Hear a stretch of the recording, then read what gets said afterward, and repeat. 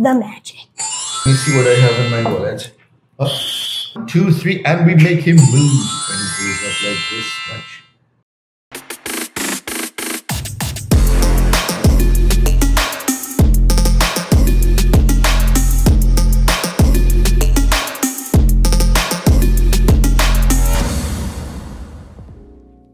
Hey everyone, welcome to the second episode of the Life Actually podcast. I'm your host Maria Lopes and I hope you're having a great day. Today I'm joined by a lifelong family friend of mine, Mr. Richard Cook, aka Johnny Magic. Would you like to say hello to our 3 viewers? Hi folks, Johnny Magic here, nice to meet you. Now why don't you tell us a little bit about what it is you do? Whether it doesn't have to just be the magic thing, it could just be like everyday life stuff as well. Okay, well, to start with, I am a marketing manager, social media management, to be honest. It's all comprised of doing a lot of management, content creation, being as a career that I have, being a professional photographer.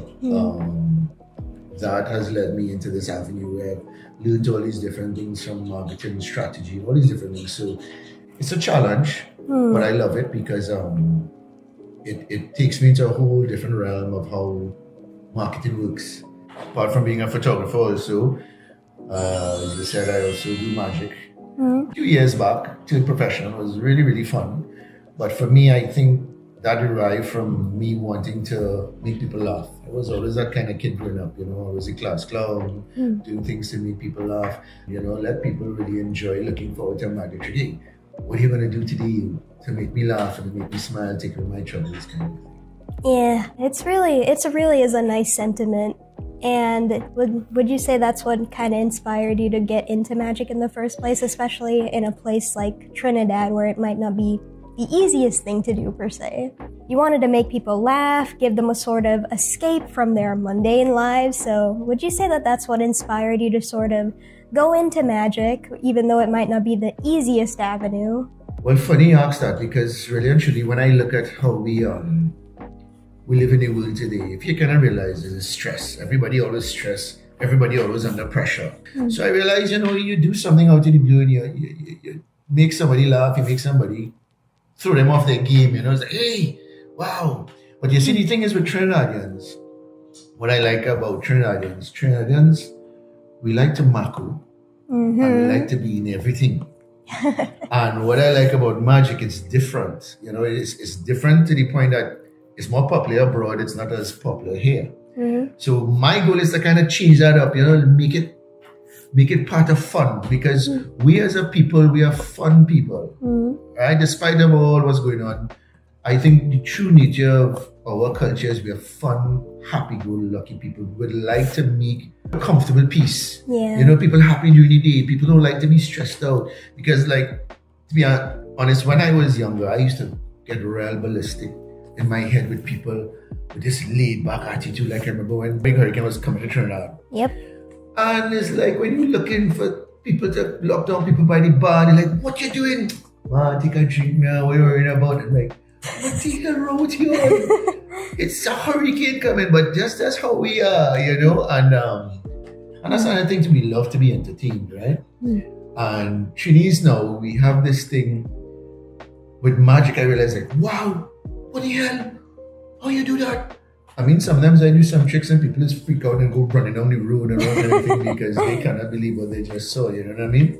But the reaction itself shows that, people enjoy, a good time, having a good time, being all about free and carefree, and I think that I always keep coming back to that. I think that's our culture. That's what it's always going to be about. And if we can maintain that with high productivity, we'll be an amazing place. Yep, and that's definitely something that's always perplexed me about Trinis in particular, the happy-go-luckiness, the laid-backness in the midst of a hurricane. So it's funny you say that. Well, that led me to wonder, what's one funny story, one particular story that you'd have about someone's reaction to a magic? Well, actually, it's about her brother, right? My brother? Yes, your brother. When I was starting off doing magic, birthday magic parties and stuff, so all excited to do your brother's magic show, and your mom, your dad, everybody's excited, all your friends, and then the birthday boy, which is your brother, Christian, he's sitting there and I'm there. Now, as a performer, you're performing for a party and the guest of honor or the birthday kid or whatever, that's the one you're supposed to focus on. So I'm there performing, focusing on this little dude. And here it is when it's time to get him to react. And everyone's like, wow, you look at Christian. You like it? Mm-hmm. And I tell you, that was the most toughest magic show to perform. Because if the birthday boy wasn't impressed, we need to find out later, that's how Christian is. I'm like, okay, at least I did my job right. Well, I suppose you can't win them all. Yeah. I know in any sort of freelance work, that probably would have taken you into some interesting places, whether it be a performer or a photographer. So has it caused you to go anywhere interesting or meet anyone famous or anything like that? Oh, yeah. Well, with the photography, I've had the privilege of working here and of the Caribbean and in the United States. Mm-hmm. And I had the privilege of meeting a few people. I met my mentor in photography. His name is Patrick Demarcheli. That's the guy who's responsible for the Vogue covers. The Vogue covers. Yeah, back in the day, the people like, you might remember, but back then there was something called the supermodels. Sidney Crawford and Naomi Campbell, all these people. Love Naomi. Yeah, they were the like top of the line to photograph, and he was the guy that kind of brought them to stardom. I met him. I also met Naomi Campbell one day when I was an intern at studio I used to work in at in New York, and then I walked in and she was all there. Are you Richard? Like, yeah. Hi, Miss Campbell. She's like really tall. It's like, wow. Oh, that's the one I'm jealous of. I wanted to be just like her when I was little. You know what I mean? I had the privilege of meeting Halle Berry when she came to Trinidad, and I was doing the photography for a video that with an American pop star that came here. I had the privilege of being the official photographer in the Trinidad division for the Miss Universe that came to Trinidad, I think is in 2000. So I got to meet some celebrities here, from Evander Holyfield to Jack Wagner and a few others, you know. But the magic now, I mean, when I started magic, I mean, it was nice. I met Shin Lim. He's like one of the top magicians in the world right now. And I performed in Times Square. That's where everybody goes, you know. So we have this thing, we do a walk around and we entertain people. And there's this other place called Rogue Magic Theatre in Queens. That was pretty cool. Real enjoyed. That was real fun. So I have a few stuff here I can remember for now. Yeah, speaking of said tricks, enough of the practical, boring stuff. Let's see what everyone's actually here for. The magic. Let's see what I have in my wallet. Oh. Sorry, I've been told I'm a hot magician. You know how it is. So let me show you something. I've been practicing teleportation. What's that in your hand? See what I mean? I've been practicing teleportation, right? You have to start very small. As you know, teleportation is where you can actually move stuff from one point A to point B. Of course. Right, just like that. So you have to start small, right? So look, I'm starting small. What if I was to tell I could teleport this rubber band with these two fingers, from these two fingers to these two fingers, without actually doing that? So look, I'm gonna put it in here. And then to make things interesting, look, we're gonna seal it down. So you see it can't come out, right? Now watch this. Don't blink, huh? Whatever you do not blink. After 3. 1, 2, 3. You see, my problem is I'm too prideful for this. Like, I know that there'll be a way he did it, but I wouldn't be able to tell you. But my mind just blocks out being impressed.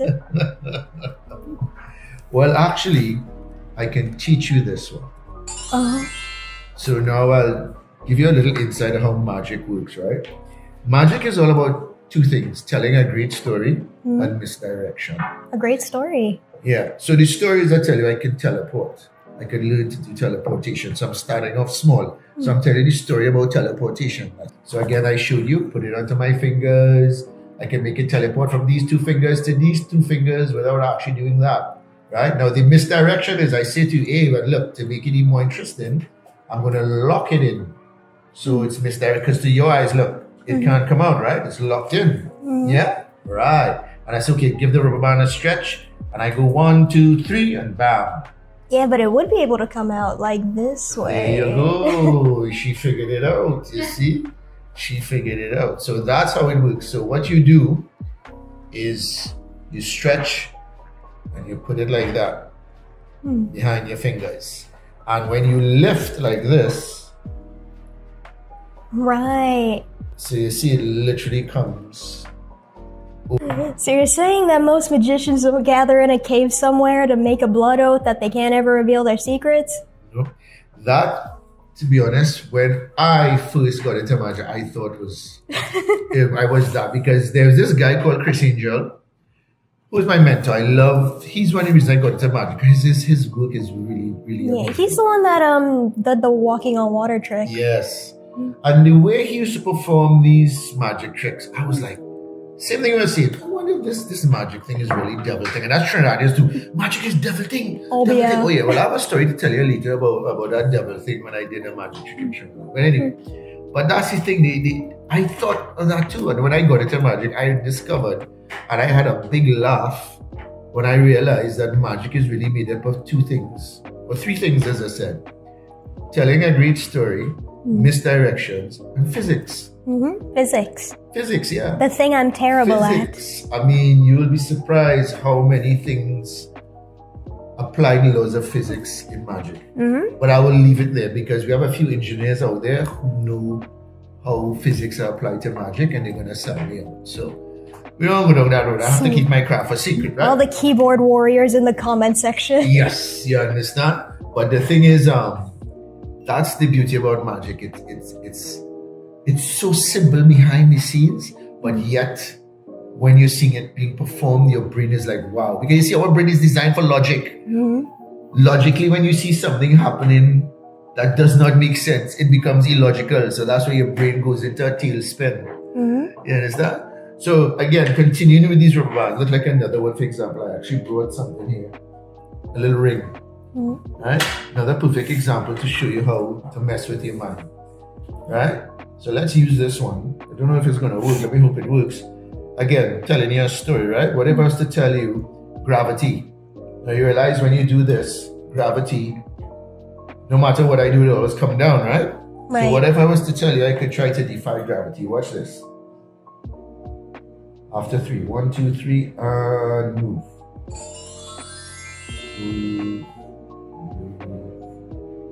Slowly moving. You seen it? Yeah, I've seen this one so many times and just like Slowly cannot moving, explain slowly it. moving. And look, it's all in the center. And you see, I never stretch my hands. Now again, physics, right?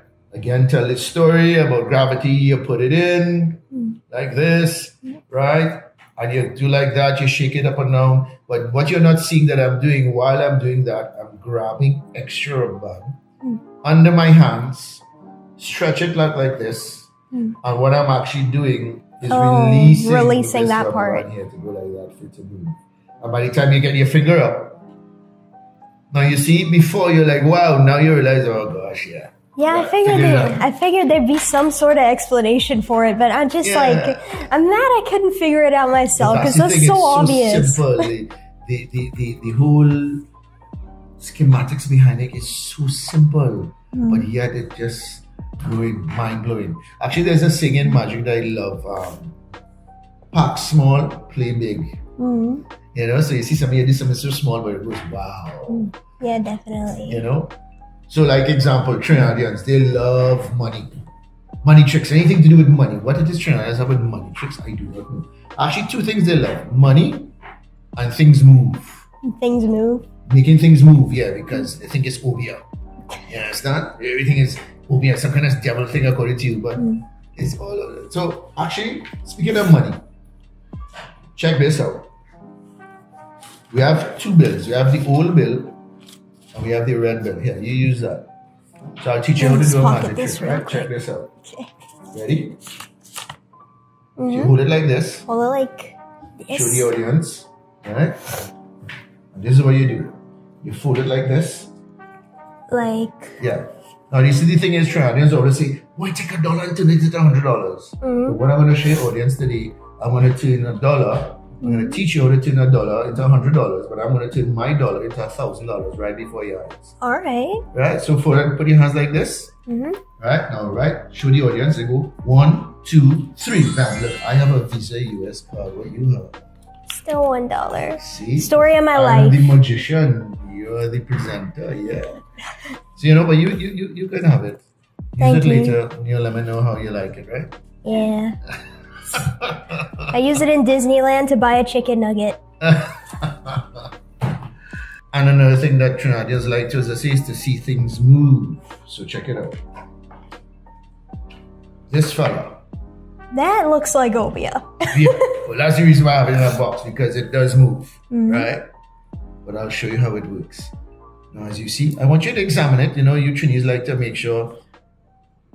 It is in fact a stick. Little stick man, right? Exactly. It's called a little stick man. So check this out. I'm going to take him. I'm going to put him right here like this. Now watch this. So the audience can see, right? Now watch this. 1, 2, 3, and we make him move. And he goes up like this much.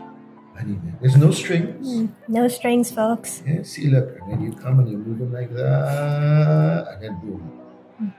There you go. So 2 things. They like to see money and things move. And as I said, he moved. That's why I have to keep him in the box. Because sometimes in the night I wake up and I go across for midnight snack in the fridge, she's on the counter. Yeah, that one we're not getting an explanation for, are we? I mean, you still need a career at the end of the day. Yes. Well, thank you so much for joining us here today. The tricks were you. certainly entertaining, The and we had a pleasure was great mine. conversation. Yes.